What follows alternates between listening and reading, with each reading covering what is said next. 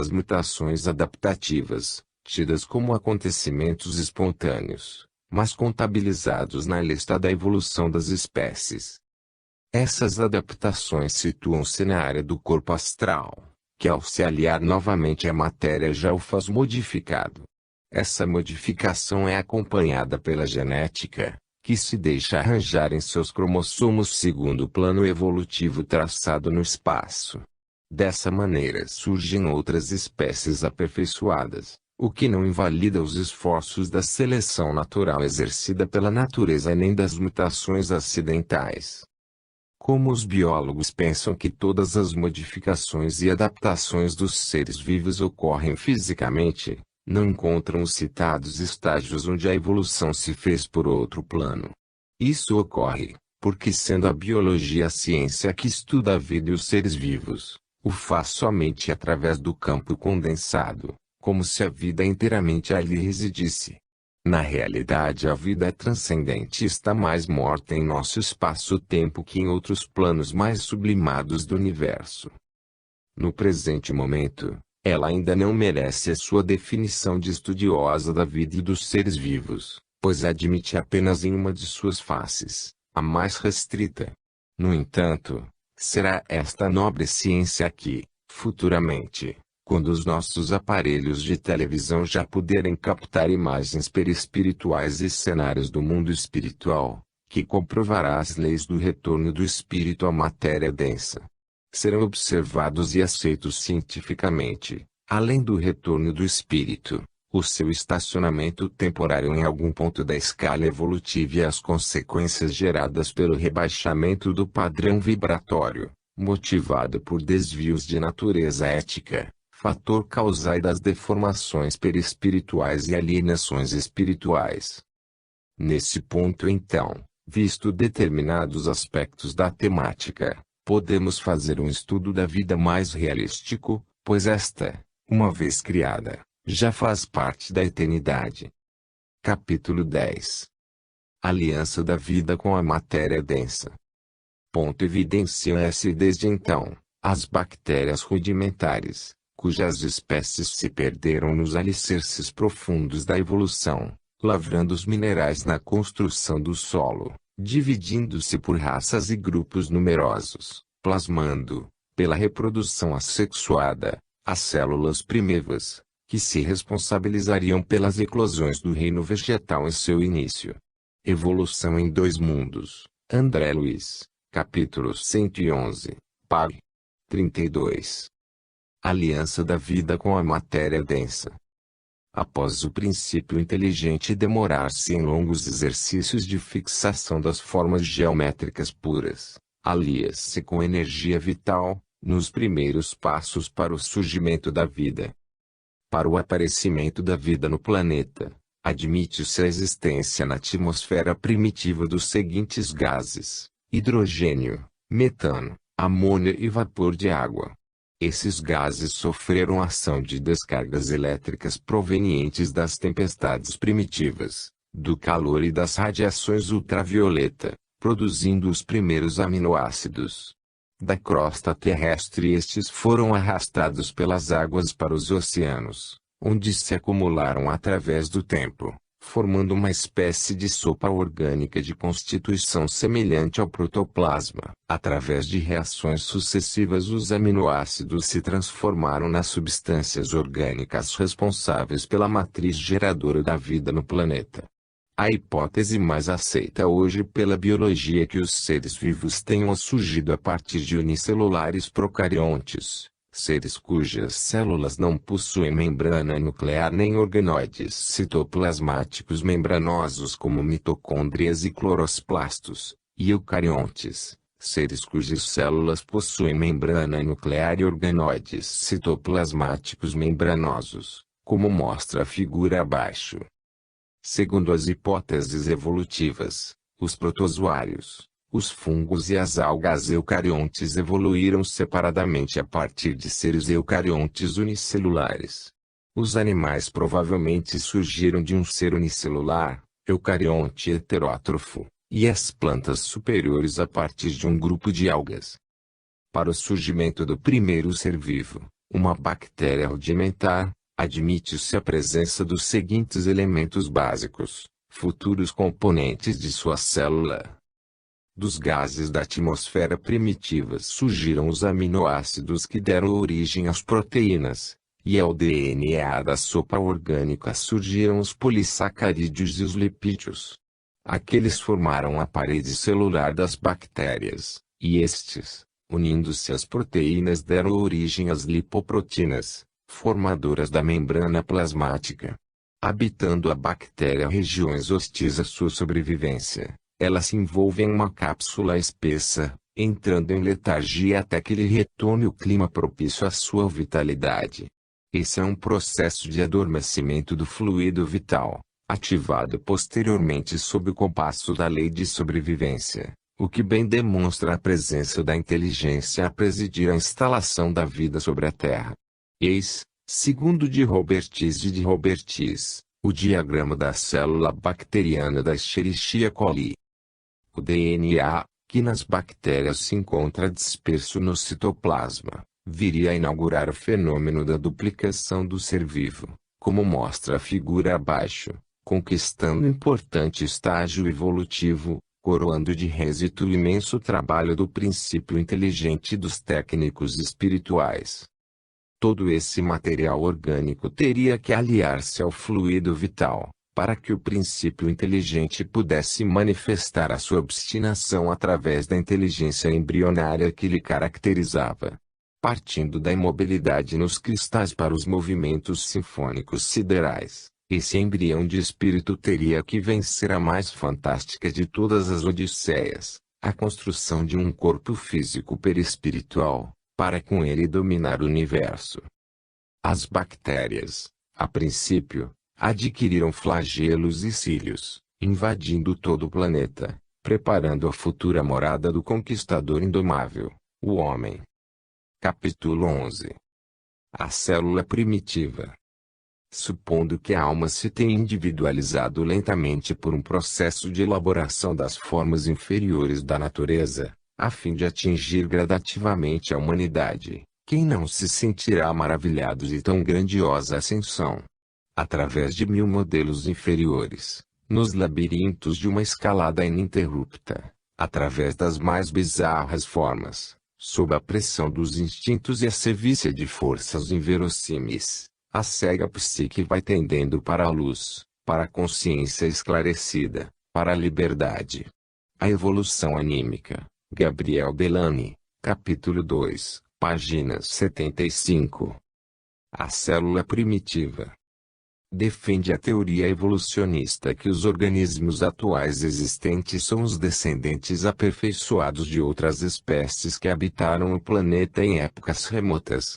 Observando-se os fósseis escavados, verifica-se uma variedade de formas com complexidade progressiva, possibilitando uma interação cada vez maior entre o meio e as espécies. Os biólogos não possuem dúvidas quanto a esse detalhe, qual seja, animais e plantas contemporâneos nossos apareceram na Terra por um contínuo processo de evolução orgânica, ainda em andamento. Existem provas em abundância de que o início de tudo se encontra nos animais inferiores, de vez que elas são patentes na morfologia, na fisiologia, na embriologia comparativa, na paleontologia, na experimentação e outros campos biológicos.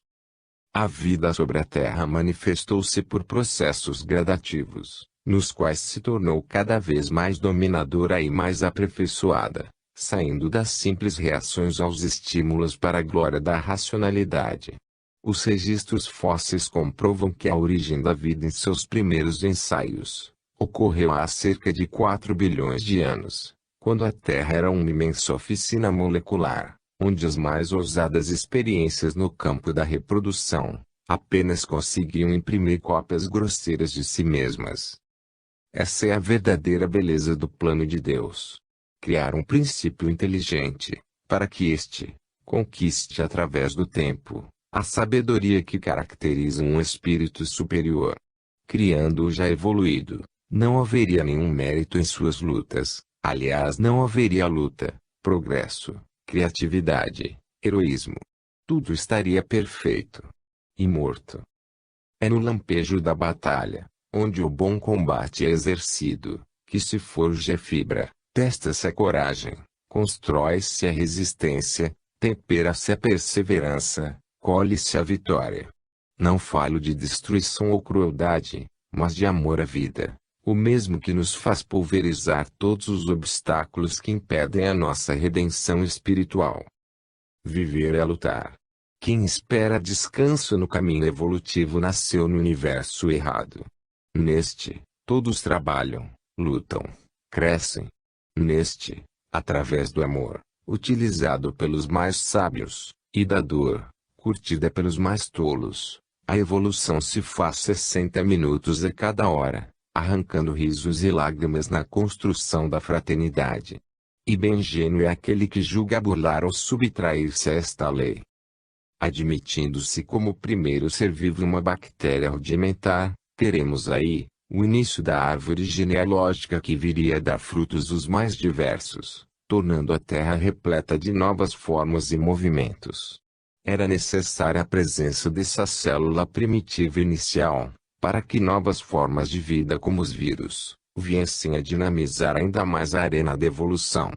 Sendo parasitas obrigatórios, os vírus só se reproduzem no interior de células vivas, razão pela qual teriam que lhes anteceder células vivas nas quais eles pudessem alojar-se e multiplicar-se. Os procariontes, em sua bifurcação, deram origem, de um lado às bactérias e de outro às cianofíceas. Os eucariontes por sua vez geraram por evolução os fungos, as algas, estas deram origem aos vegetais superiores, os protozoários e os animais. A partir dessas células iniciais, o princípio inteligente, sendo dominador das formas geométricas, já poderia iniciar seu longo curso de aprendizagem nas mais variadas situações e formas. Capítulo 12. Os degraus da vida. Evolução no tempo. É assim que dos organismos monocelulares aos organismos complexos, em que a inteligência disciplina as células, colocando-as a seu serviço, o ser viaja no rumo da elevada destinação que lhe foi traçada do plano superior, tecendo com os fios da experiência a túnica da própria exteriorização, segundo o molde mental que traz consigo, dentro das leis de ação, reação e renovação em que mecaniza as próprias aquisições, desde o estímulo nervoso à defensiva imunológica, construindo o centro coronário, no próprio cérebro, através da reflexão automática de sensações e impressões, em milhões e milhões de anos, pelo qual, com o auxílio das potências sublimes que lhe orientam a marcha, configura os demais centros energéticos do mundo íntimo, fixando-os na tessitura da própria alma.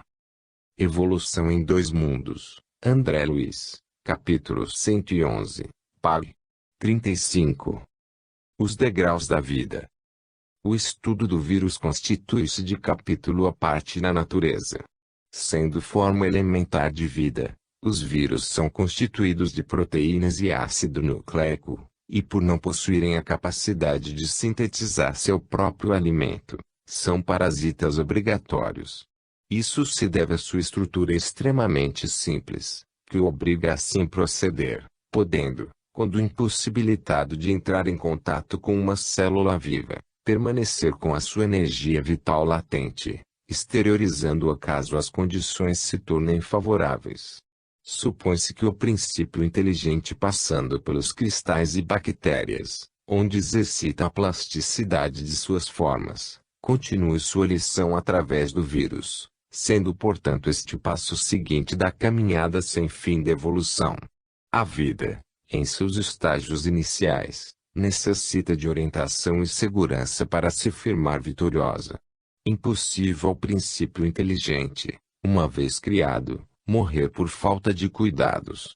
Todavia, para que novos corpos se lhe revistam, necessário se faz um acompanhamento por parte de instrutores maiores, encarregados do cumprimento das leis naturais. As formas nesse estágio são mais complexas que os simples cocos bacterianos. Constituídos por ácido nucleico e proteína, Os vírus invadem as bactérias duplicando-se em seu interior, iniciando o parasitismo sobre a Terra, o qual persiste ainda hoje entre muitos espíritos. A maneira como um vírus se reproduz, invadindo uma bactéria, introduzindo nela seu DNA, destruindo o cromossomo bacteriano e assumindo o controle da célula fabricando cópias de si mesmo, é simplesmente maravilhoso como potencial de inteligência. A figura abaixo mostra o ciclo do vírus T2 E. coli. Não há como não admirar-se diante de tamanha beleza e precisão, comandados por um determinismo que demonstra sinais evidentes de uma inteligência por trás de simples elementos orgânicos. Aperfeiçoando as formas e a inteligência, segue o princípio inteligente a modelar-se com verdadeiras esculturas em miniaturas, obras-primas que somente um poder sem limites, a incutir e a inspiração divina poderia engendrar. Capítulo 13. As cianofícias.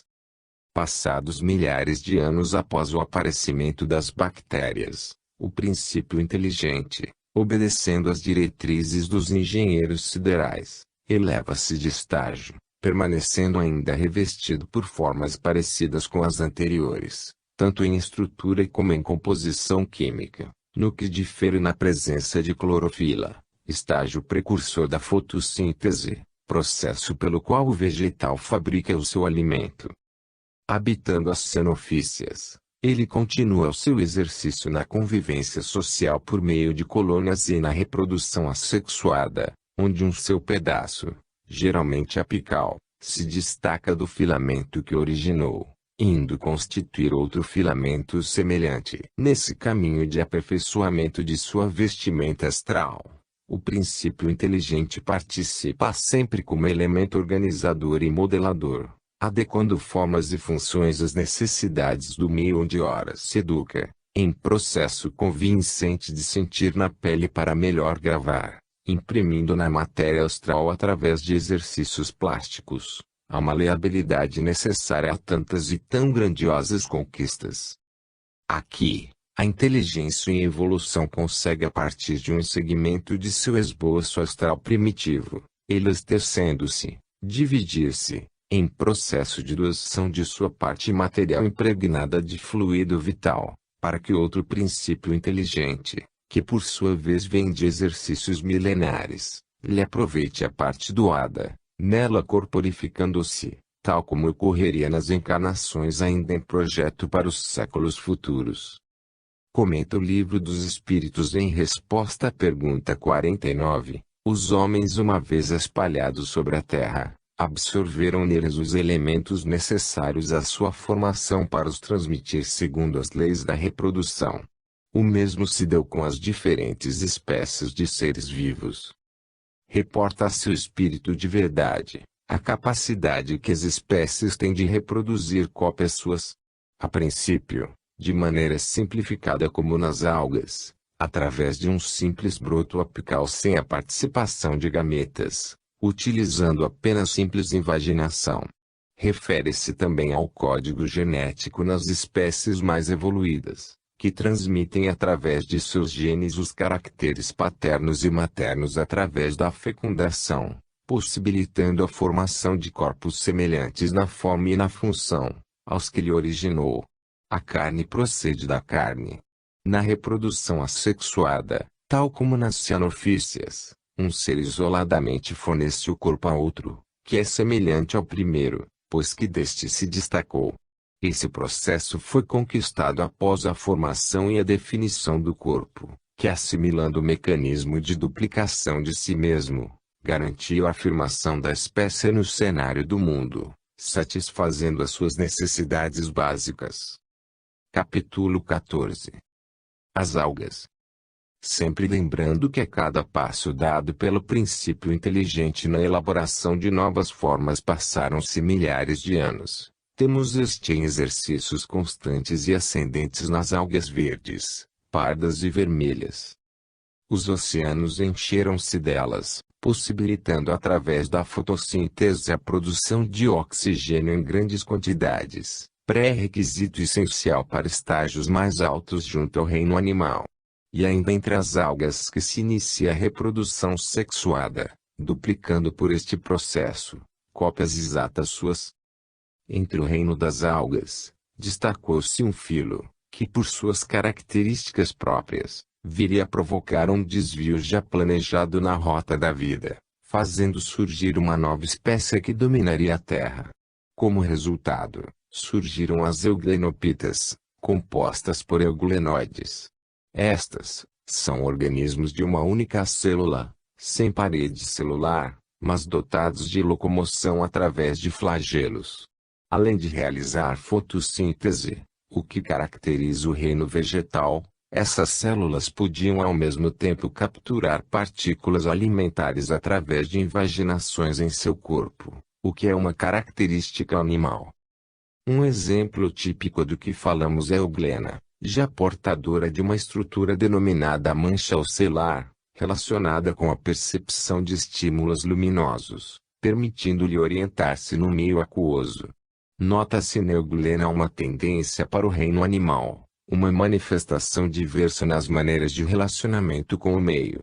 Era o princípio inteligente preparando-se para ingressar em um novo ciclo de aprendizagem, conquistando aos poucos particularidades novas como a locomoção e a captura de alimentos, deixando para trás aquela forma já materializada e conquistada, onde nada mais havia a incorporar a si mesmo.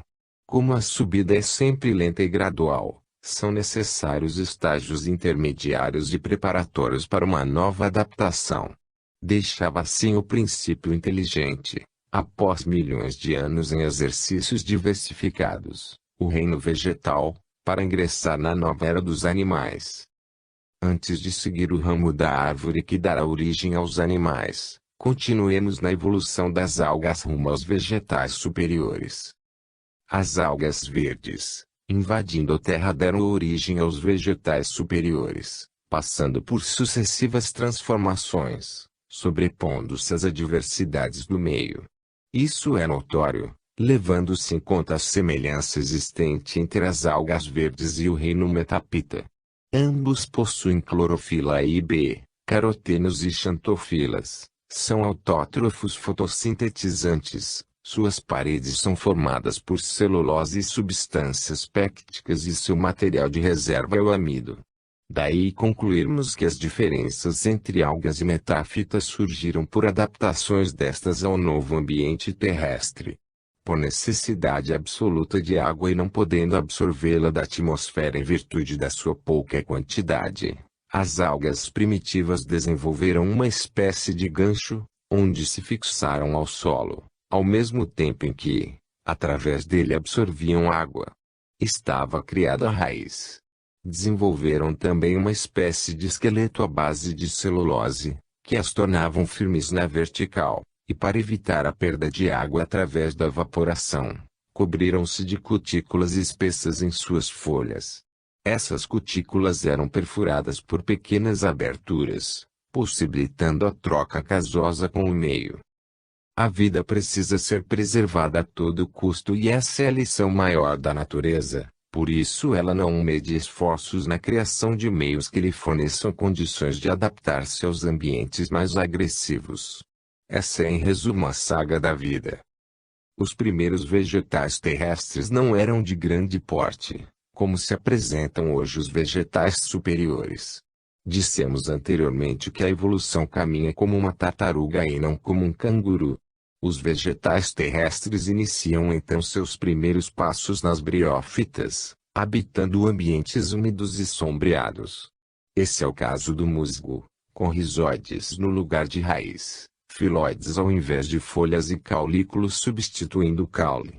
Em seguida surgiram as felicíneas, já portando um sistema condutor de seiva, xilema e floema. As felicíneas coloriram a terra impregnando-a de vegetação rasteira e semi-rasteira, em seus passos rumo ao vegetal superior. Na sequência, surgiram as gimnospermas e as angiospermas, já apresentando sementes e com porte médio e superior. Estava a terra com suas florestas e lagos, à espera de que um dia o homem os viessem habitar, usufruir, e não raro, destruir aquilo que o amor criara para o seu aconchego. Perguntará o leitor, por que motivo, em simples estudo sobre perispírito é necessário fazer alusão aos minerais, vegetais e animais? Mas o que somos nós senão o produto de tais espécies? Na condição de princípio inteligente não navegamos ao dinamismo da lei por todo esse oceano de experiências, desde o silêncio do mineral até o barulho ensurdecedor do atude do homem do século atômico. Não conserva nosso perispírito sinais dessas passagens, recapitulando-as por ocasião do reencarne? Nosso parentesco com os vegetais e animais é maior que supomos. Os minerais estão em nosso corpo e dele dependemos para continuar vivos. Do ferro ao cálcio, do fósforo ao iodo somos dependentes deles. De que depende a vida neste planeta senão dos vegetais? Eles captam a luz solar, o dióxido de carbono, retiram água do solo, e juntamente com a clorofila de suas folhas realizam a fotossíntese, na qual fabricam o seu alimento que é a glicose, eliminando como resíduo o oxigênio para que nós o respiremos. Somos parasitas dos vegetais, deles retiramos o nosso alimento, com o qual obtemos energia para o trabalho. Ao respirarmos exalamos o gás carbônico aproveitado pelas plantas. Existirá harmonia mais perfeita que a convivência pacífica entre animais e vegetais? Cada um absorve o hálito do outro em lição permanente de doação, apenas quebrada quando o egoísmo se interpõe entre eles rompendo a barreira do equilíbrio. Não nos façamos de entediados diante da aprendizagem ou desencorajados frente às lições da natureza. Temos um perispírito sim. Mas este é descendente do esboço astral que agora se exercita nos vegetais e animais, forjando nos frios infernos e suaves primaveras, nas furnas das cavernas ou na liberdade das florestas, as lições necessárias à aquisição da razão e da inteligência. Substituamos a preguiça pelo ânimo, pois se aqui passamos como princípio inteligente pela forma animal a que chamam preguiça, o tempo não terá sido por demais longo para que essa característica que procuram imprimir a esse animal, em detrimento da paciência que o mesmo conquista, se tenha firmado em nós, como valor a ser contabilizado por traço evolutivo. Capítulo 15. Os fungos. É ensinamento de O Livro dos Espíritos, que sendo os mundos solidários, o espírito pode encarnar em um deles, desde que se encontre no estágio evolutivo compatível com a sua evolução. Assim, um habitante de um mundo de provas e expiações pode encarnar em outro mundo semelhante, o que geralmente não ocorre, pelas relações de amizade já consolidadas onde viveu suas últimas experiências. Concorre também para essa permanência o conhecimento que tem da cultura a que se acostumou e o sentimento saudosista que o prende a muitas lembranças. Mas, se não há o que aprender em um mundo, muda o espírito de orbe, em obediência à lei de evolução, a não ser que queira permanecer por livre opção no campo de experiências já conquistadas. O mesmo há de se pensar do princípio inteligente, quanto ao seu treinamento e prioridades. Haverá necessidade de exercitar-se em todas as espécies inferiores para construir e aperfeiçoar seus corpos, formar o automatismo, o instinto, as sensações, a razão. Esse acervo não poderia ser adquirido habitando apenas determinadas espécies. O progresso manda promover o aprendiz quando ele já absorveu a lição. Assim, determinado princípio inteligente passaria apenas por algumas espécies inferiores, até que estivesse apto a tornar-se espírito. Iniciando pelos unicelulares não teria que percorrer todas as espécies, unicelulares e pluricelulares, porque determinados estágios lhe seriam inócuos, nada acrescentando ao patrimônio já consolidado. O princípio inteligente avança por conquistas. Instinto de sobrevivência, adaptação, reprodução até que esteja pronto para exercitar o livre-arbítrio. O que teria que aprender habitando os fungos, por exemplo? Especulemos. Alguns fungos são sapróvoros, ou seja, decompõem a matéria orgânica, outros são parasitas, e ainda há os que são predadores. Podem ser assexuados e, Se produzem esporos, que dão origem a novos indivíduos. Se sexuados, fabricam gametas.